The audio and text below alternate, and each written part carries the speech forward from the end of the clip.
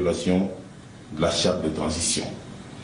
Contrairement au serment prêté lors de son investiture le 25 septembre 2020, d'où une intention avérée de sabotage de la transition.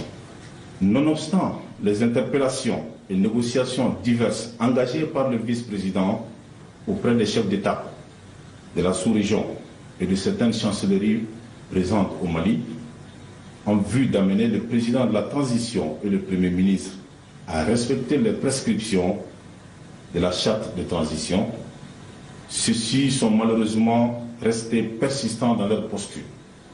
Ainsi, de par le serment prêté, en même temps que le président de la transition est tenu par l'engagement patriotique pris devant le peuple malien ainsi que devant les forces de défense et de sécurité, le vice-président de la transition s'est vu dans l'obligation d'agir pour préserver la charte de transition et de défendre la République en vue de mettre hors de leurs prérogatives le président et son Premier ministre ainsi que toutes les personnes impliquées dans la situation.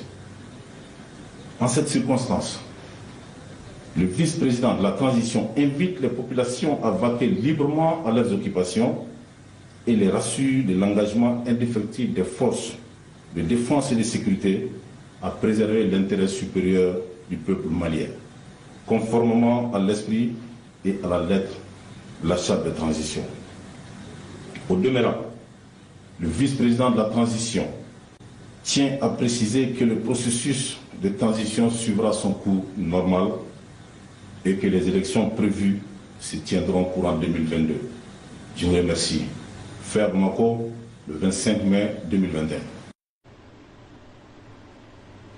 C'était là donc le commandant Baba Cissé, il est conseiller spécial du vice-président de la transition. C'est tout donc pour aujourd'hui. Merci de nous avoir suivis. Bonne fête de l'Afrique à toutes et à tous. Au revoir.